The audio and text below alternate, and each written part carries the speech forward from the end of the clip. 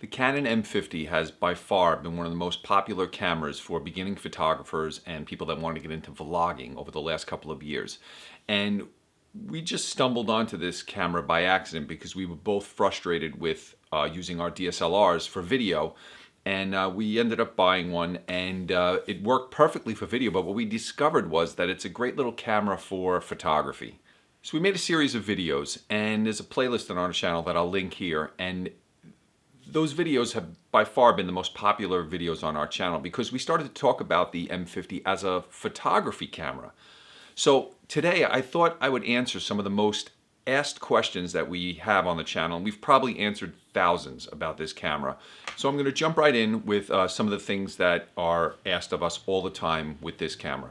Probably the question we get asked more than anything else is, what type of photography is the Canon M50 for? And as a new photographer, you may not realize that it's good for any kind of photography. When you're first getting into photography, you're really not sure what you're going to be shooting, or maybe you have, say, I'm going to shoot portraits, or I want to shoot wildlife or sports, and you think you need a specific camera for that. And while some are better than others for different reasons, like frames per second that you can shoot, and maybe the ISO performance and things like that. As a beginning photographer or a young photographer, or even if you're a seasoned photographer and you want a more compact travel camera or something like that, the M50 lets you do anything as a photographer. We've tested this camera for low light. We've tested it for landscape shots, portraits. I've taken it on vacation with me and using it in a multitude of different ways, with flash, without flash. And the Canon M50 always performs really well. Your skill as a photographer is really going to determine the images that you get out of this camera. You can easily throw it in auto and get really great images out of it. Or you can put it into the manual modes and take complete control of this camera. It's up to you as a photographer. It's really good for anything. Another question we always get is, I'm a beginning photographer. Is this a good camera? Or you'll compare, say, is the M50 as good as, this other beginning camera or this other beginning camera? And this is a particularly good camera for beginners because it really covers all the bases.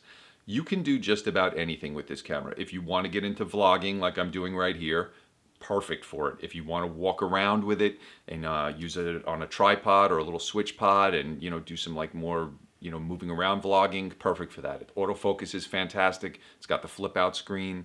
You can attach a microphone to the hot shoe. It's perfect for that. You can adapt all of Canon's EF and EFS mount lenses to this if you want to, or you can use the native lenses. So this camera is a great camera to start with that you can actually grow with. So if you do decide you want to start buying some better lenses and get more creative with your photography, you can do that, and then maybe at some point you might want to move into a full frame camera. You're going to have the lenses already, but the M50 will let you get there at whatever pace you want to because it's going to be fully capable until you're ready to make a move to whatever camera you want to use next. Another big question that we always get: what is the best lens for the Canon M50? Now this question is almost impossible to answer because there are so many different lenses and each lens has its own use.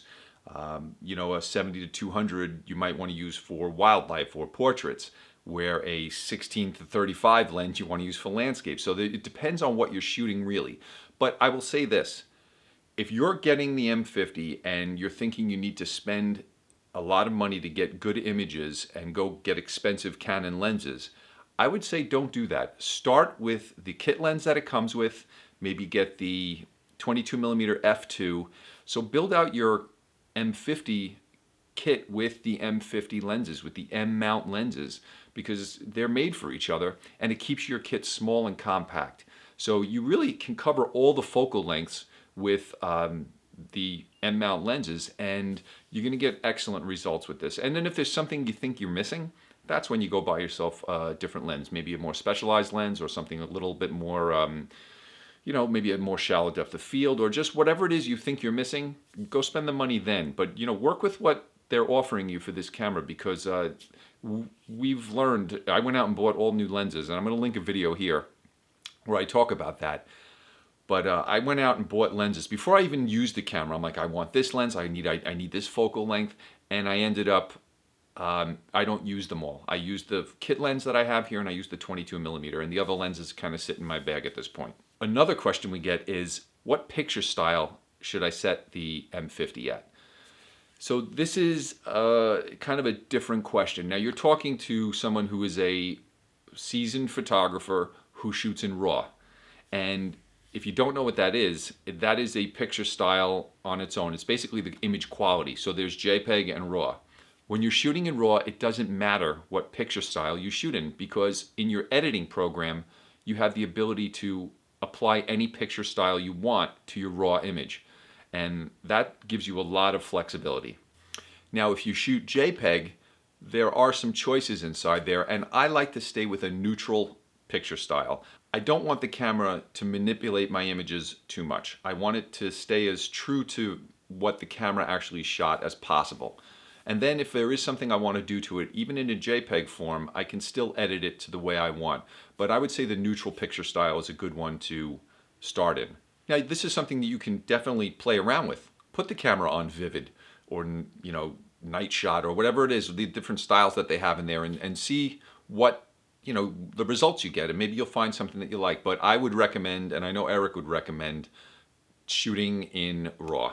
RAW is the best way to go, and even if you're a little afraid of it, learn it. You're going to want to get a editing program like Adobe Lightroom, shoot in RAW, and that's where you're going to be able to make the most changes to your images and really create images in a look that you want. Another question is, does the camera have stabilization? Now, it does. It has digital stabilization, and for video, I don't like it because it creates some waviness in the video. I would prefer to use image stabilized lenses. The kit lens that comes with this camera is stabilized, so I would recommend using that. If you're using the M50 and you're not using a stabilized lens on it and you're holding it, you want to vlog with it or something like that, the stabilization is not the best. So I don't really recommend that. I'm going to put a little clip here of me walking, holding this with my Tokina lens on it that is not stabilized. And it's not the best. It moves around a lot. So as far as that goes with stabilization for vlogging or video, I would say try to make sure that the lens that you're using has some stabilization built into it. Same thing goes for photography. The digital stabilization works, but it's not spectacular, and I definitely prefer to have the stabilization in the lens. This camera doesn't have the stabilization of the sensor, like let's say a Nikon Z6 has, where the sensor itself is actually stabilized. This isn't like that. It does it in software instead. So using the stabilization in a lens is going to be your best bet to get the best images if you're shooting in low light or you want to use slower shutter speeds. Here's a big question that we get. This is one that unfortunately the answer is not great. How's the battery life on the Canon M50? And it's not spectacular. It's, if you've ever used any kind of DSLR, whether it be like an entry level up to a, full frame professional DSLR, you might be used to getting 800, 900, over 1,000 shots per battery charge. And with the Canon M50, I would say, 200 to 250 maybe. So what's the workaround? There's an eco mode inside the camera that you can use, and what that does is it just keeps the screen off. But I like using the screen, so to me that doesn't really work. I definitely prefer to have the screen on. So what did I do? I went and I bought a little double battery pack here, and it comes with 2 batteries, a charger, and it's a USB charger, so like you could use it with your phone charger and just plug it in. And this has worked out well for me. So I have 3 batteries with me all of the time. And so over the course of the day, I might go through 2 of them or even 3 of them, but I know they're always in my bag. Canon LP-E12 battery, and you throw them in your pocket or your jacket or whatever you have. It's not a big deal. But the battery life is not fantastic on this camera, so just so you know.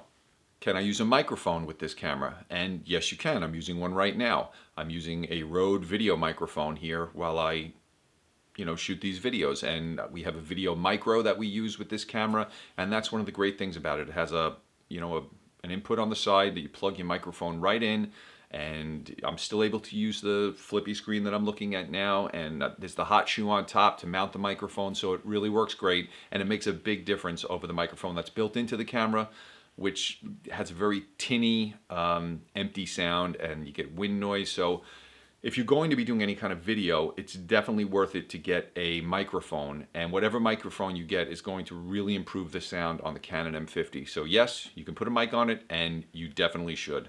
Here's probably one of the other things that people ask is, how is it in low light? Now this camera is decent in low light. It's not my favorite in low light situations. The ISO performance is not perfect. It's certainly usable. In most situations, this camera is going to give you very nice images. If you use a flash, the images will be even better. But if you're looking to shoot, at ISO 800, 1200, you start creeping up there, the image degrades quickly. So, is that a bad thing? It depends on what you're shooting. So, you're talking about a camera that's under $600 here. So, yeah, my Nikon D750 does better with ISO performance shooting, and I'm going to put a link here to a video that we did where I compared the two. But there's a reason why the sensor's bigger, and it's a more expensive camera. So for the price point that this camera's in, this might be the only shortcoming that it has is the ISO performance. So I don't know. You have to decide for yourself. But I don't think any camera with this size sensor, and at this price point, most of the cameras are going to have a sensor this size. It's a 24 megapixel, crop sensor camera. So, whether you have a Nikon D5600 or a Canon SL2 or, a T7i or whatever camera, they're all going to have similar ISO performance. So if you know that going in, you'll be fine. If you're shooting with a full frame DSLR and you want to use this as a second camera or maybe as a travel camera, just know that there's some limitations to the low light performance, and you learn to work around it. So another question is, how's the 4K video? Now, Eric and I don't use 4K video. We're not really about video. We're photographers, and this camera just lets us be able to teach about photography and talk about photography. But we did try using the 4K functions when we first got the camera, and aside from making it a little harder to edit because the files are bigger, it crops the image in quite a bit. It's a 1.6 crop factor, and you lose the autofocus that Canon is so well known for. And the reason why we bought these cameras, the autofocus in video is just phenomenal. That's a consideration. So if you shoot in 1080, this camera is great for video. If you're going to go into 4K, it's maybe not as user-friendly. You have to really know what you're doing, and you're going to have to maybe manual focus, and you can't rely on the autofocus and just kind of run and gun like a lot of people like to do when they're vlogging.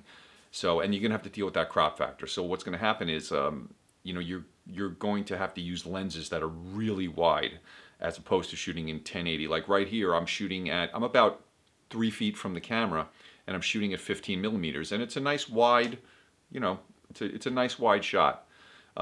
This is a 24 millimeter equivalent.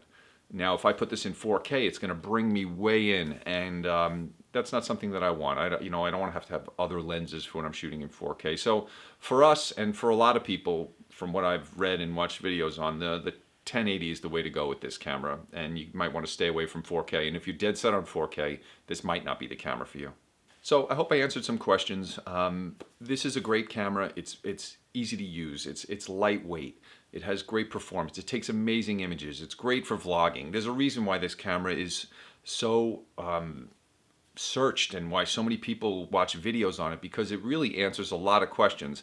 And as I look at other cameras, I keep coming back to this one as just really the perfect camera for someone who's not super crazy into photography, but really wants to get some really good images, or they're learning and needs a video camera, because it does both really, really well. So I hope that helped you out a little bit. I'm going to put links to the couple things I talked about, and I'm also going to link some of our playlists underneath. And I'll put the playlist for the M50 here, and then over here I'm going to put the video where I talked about the low light. This way you can, when you have a chance, watch some of the videos, and then hopefully they help you make a decision on this camera for yourself. Okay, see you in the next one.